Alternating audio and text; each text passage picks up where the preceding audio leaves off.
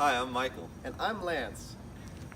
And I'm the Tabular Integration Ray, and you're watching Disney Channel.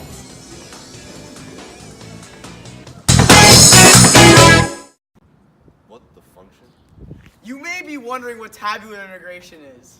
Yeah, kinda. Well, I'm here to teach you. Okay. Now let's dive into the magical bush of tabular integration.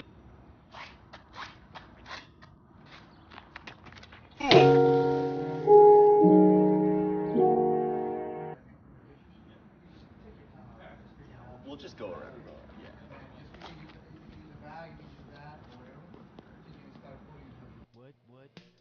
Oh, we're late!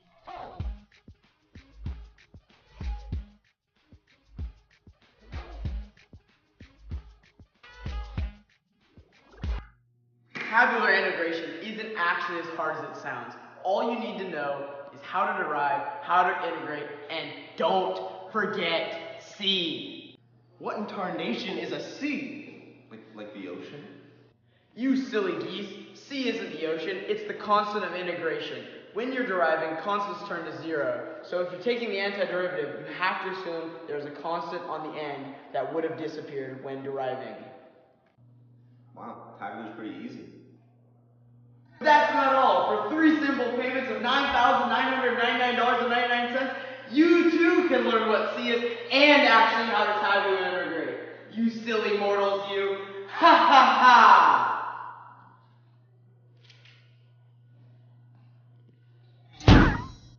Hey, those are our wallets. Hey, what the heck?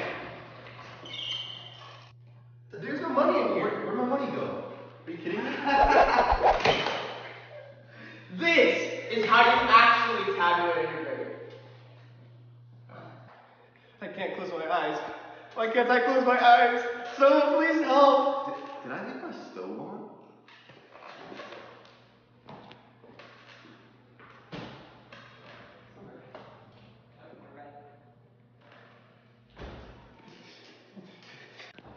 Haha, see, those are someone else's problems. This is the problem now.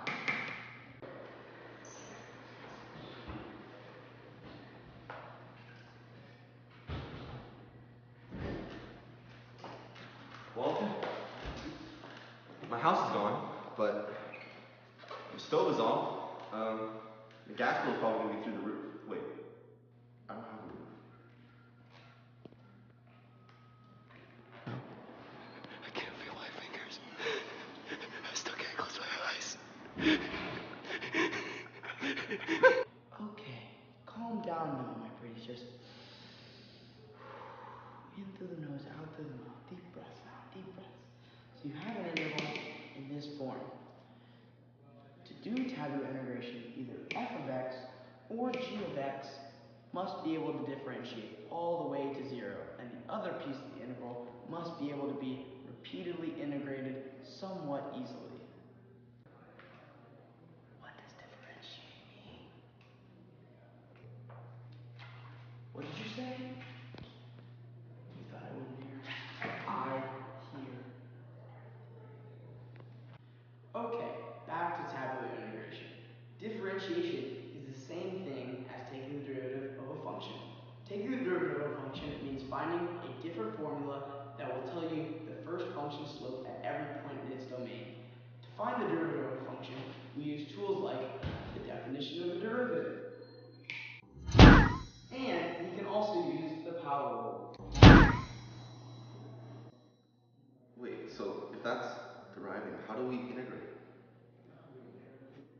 Integration is the opposite of finding a derivative. Instead of finding a curve that tells you the slope of a function, you're finding a function using the formula that gives you its slope.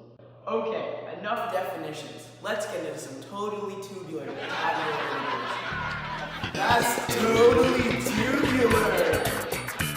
No, it's tabular.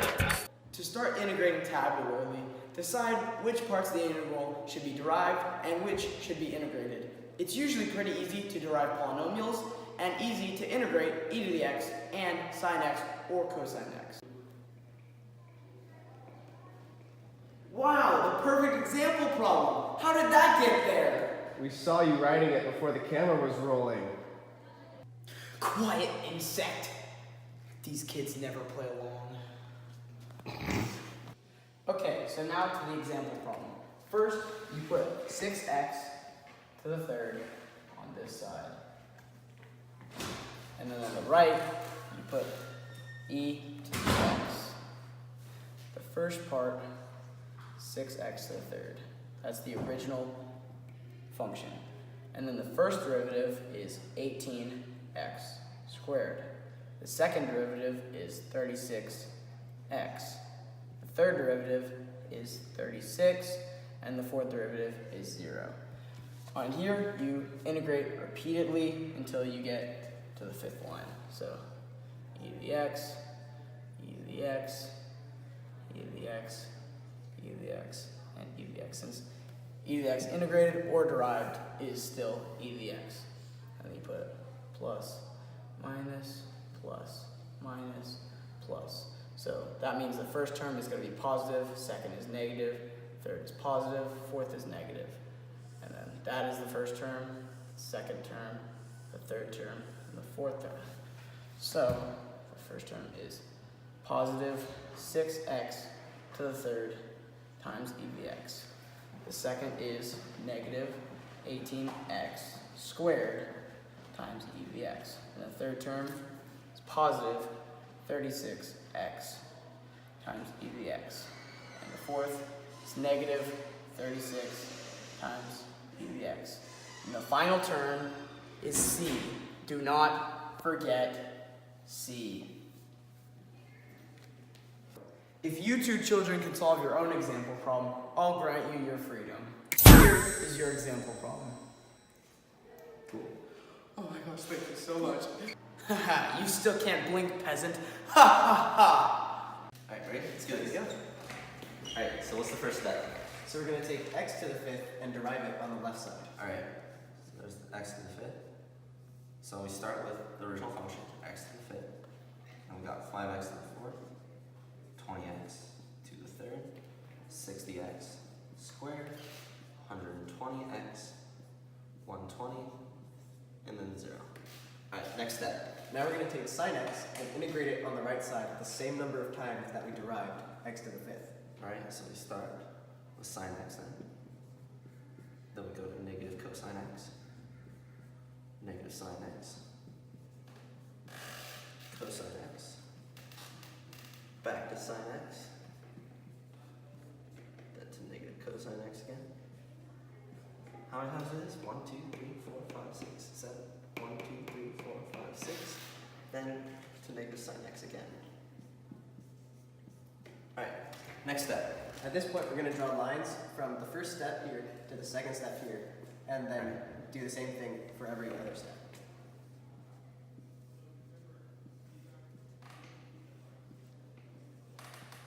Alright, And then we have alternating signs for each part of the answer, and so we're going to have positive here, negative here, and repeat that each time. alright, positive, negative, positive, negative, positive, negative. And now we can start to write our answer. Alright, so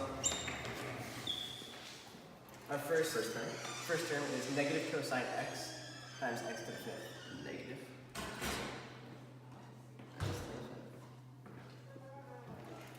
And then positive. As the negatives cancel out. 5x to the fourth, sine x. Then we have another positive term. Positive here and a positive.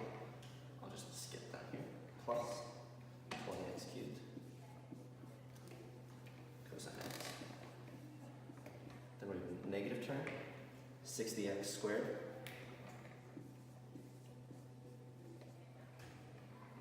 Sine x. And then we have another negative term with the negative cosine x here. So that's negative 120x cosine x. Then we have another positive term, negative and negative, plus 120 sine x. And what can't we forget at the end? Of course, plus c. Darn it, I taught you too well. I guess I must fulfill my promise. You're free to...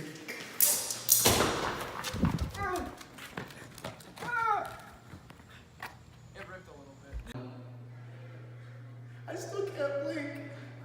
Wait, I left my fridge running. See you guys.